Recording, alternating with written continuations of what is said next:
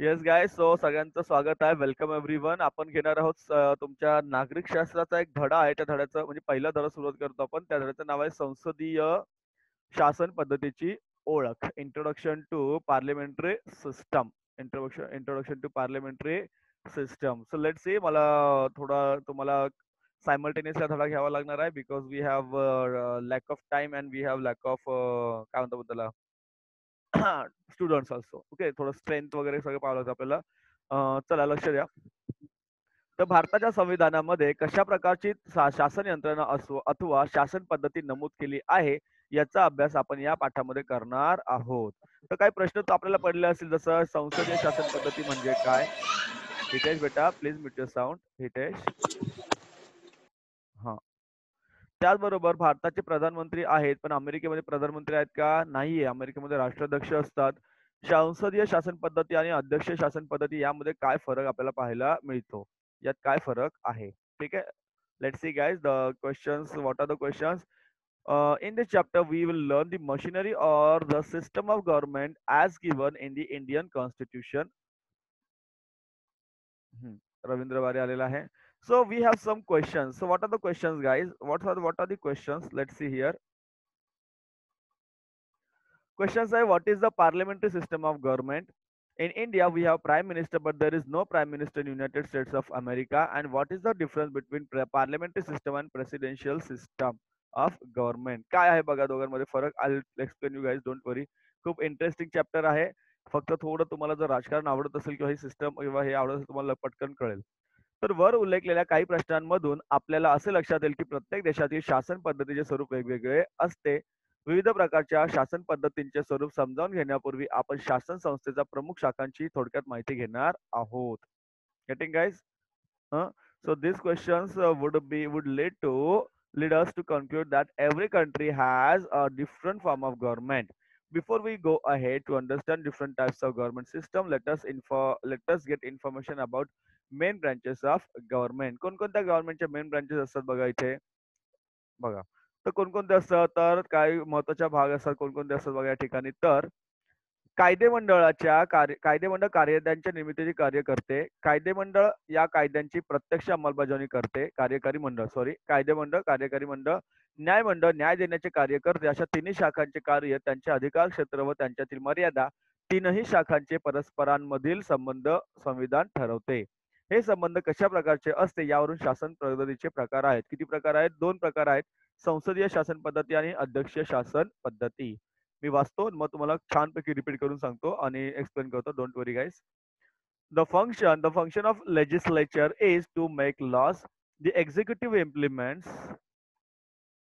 the laws and judiciary provide justice. The function of these organs, their jurisdiction and limitations on the power and interrelationship between these organs are decided by the constitution. It is the nature of their interrelationship that determines the nature of the government adopted in a particular country. There are two main types of governmental system. What are they? The first one is the parliamentary system, which is present in our India and which is present in India and many countries, and the presidential system which is present in USA, United States of America. चला तर पुढे जाऊया. We have two systems, president system and parliamentary system. आता संसदीय शासन पद्धतीचा अभ्यास या ठिकाणी तुम्हाला दिलेला आहे. संसदीय शासन पद्धती प्रामुख्याने कुठे होती, तर इंग्लंडमध्ये विकसित झाली. इंग्लंडमध्ये अलिखित संविधान असून आजही तेथे बराचसा राज्यकारभार रूढ संकेताच्या आधारे केला जातो. पार्लमेंट ही अशीच पार्लमेंट ही काय आहे, तर अशीच एक काय आहे बघा. हा, पार्लमेंट ही अशीच एक उत्क्रांत झालेली संस्था आहे. उत्क्रांत झालेली संस्था आहे. पार्लमेंटवर आधारित पार्लमेंटरी शासन पद्धतीचे इंग्लंडचे योगदान मानले जाते. भारतातील शासन पद्धती संसदीय शासन पद्धत म्हणून स्वीकारलेली आहे. अर्थात इंग्लंडमधील पार्लमेंटरी शासन पद्धती आणि भारतातील संसदीय शासन पद्धतीमध्ये व्यापक अर्थाने साम्य आढळते, सारखेपणा आढळतो, परंतु संस्थात्मक आशयाच्या दृष्टीने भारताची शासन पद्धती वेगळी आहे. भारतीय संसदीय शासन पद्धतीची वैशिष्ट्ये आपल्याला समजावून घ्यायची आहेत. ठीक आहे, परत येतो मी त्याच्याकडे बघा.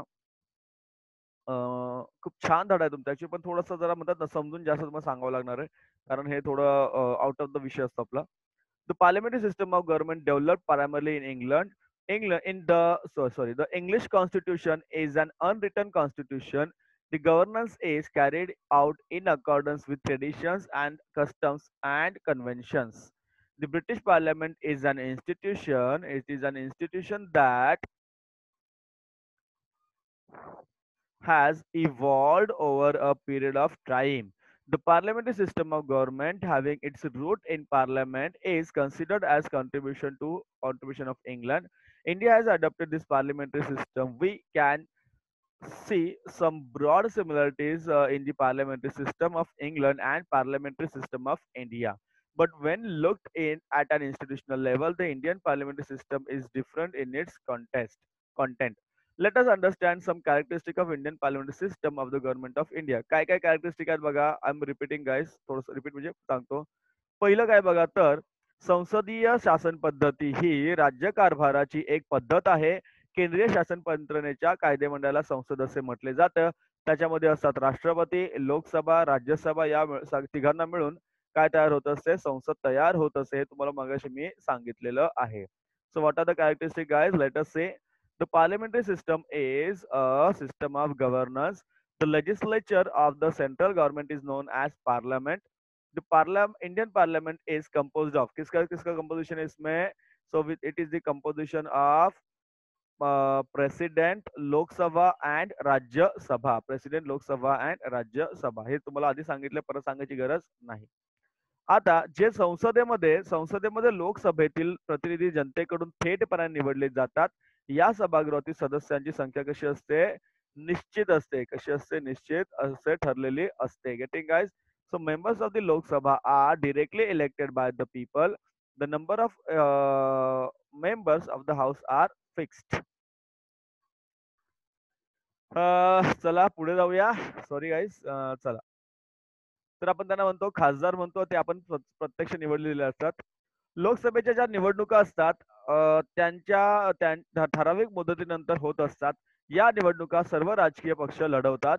त्यात ज्या जागा राजकीय पक्षाला निम्म्यापेक्षा जास्त जागा मिळतात तो बहुमतातला पक्ष मानला जातो. बहुमत असलेला पक्ष सरकार बनवतो. काय बनवत होतो? सरकार बनवत असतो. गेटिंग? चला सांगतो पूर्ण परत रिपीट करून. So elections of the Lok Sabha are held at regular intervals. All political parties contest these elections. The party which gets more than half of these seats is considered as the majority party. The majority party forms the government. It forms the government. चला पुढे जाऊया. Sorry हा.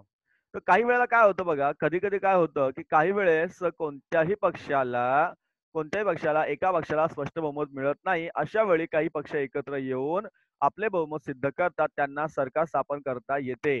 याला म्हणतात आघाडी सरकार. काय म्हणतात याला? आघाडी सरकार असे म्हणतात. काय म्हणतात याला? आघाडी सरकार असे म्हणतात. समजतं सर्वांना? काय म्हणतात याला? आघाडी सरकार असे म्हणतात. जे सरकार आता सध्या आपल्याला आपल्या महाराष्ट्रामध्ये पाहायला मिळत आहे. Getting? So what happens guys? Sometimes when no party gets a clear majority, some parties come together to form a majority and they can establish the government. This kind of government is known as coalition government. It is known as coalition government. पुढे बघा, अशा तऱ्हेने जनतेने निवडून दिलेले प्रतिनिधी कायदेमंडळाचे सभासद होतात आणि बहुमतातल्या पक्षाला आपले सरकार स्थापन करता येते. त्याचबरोबर या बहुमतातल्या पक्षाचा नेता काय होतो? प्रधानमंत्री होतो. तो आपल्या काही निवडक सहकाऱ्यांची मंत्रिपदासाठी निवड करत असतो. त्याचबरोबर प्रधानमंत्री आणि त्यांनी निवडलेले मंत्रिमंडळ हे संसदीय शासन पद्धतीतील कार्यकारी मंडळ आहे. लक्षात घ्यायला काय म्हणतात? कार्यकारी मंडळ. काय म्हणतात याला? कार्यकारी मंडळ. त्याला म्हणतात एक्झिक्युटिव्ह. कोण? पंतप्रधान आणि त्यांनी निवडलेले मंत्रिमंडळ. संसदीय शासन पद्धतीतल्या कार्यकारी मंडळावर दुहेरी जबाबदारी असते. कार्यकारी मंडळ म्हणून त्यांना कायद्यांची अंमलबजावणी करावी लागते, तर ते कायदे मंडळाचे सदस्य असतात म्हणून त्यांना कायदे मंडळाशी संबंधित जबाबदाऱ्या सुद्धा पार पाडाव्या लागतात. समजलं? Yes. I am repeating guys. थोडं बघा पुढे. So in this way, what happens, guys? The candidates directly elected by the people become members of the legislature, and the party in majority gets a chance to form the government. Therefore, the leader of the majority party becomes the prime minister, and he or she selects the candidates for ministerial position from among his or her colleagues. The Prime Minister and the Council of Ministers chosen by the Prime Minister together forms the executive in the parliamentary system of the government. In the parliamentary system of the executive has a dual responsibility. कौन कौन सा responsibility होता है?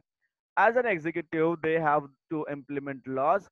As they are the members of legislature, they also have to fulfill the responsibilities of the legislature. Getting guys, they also have to fulfill the legislature.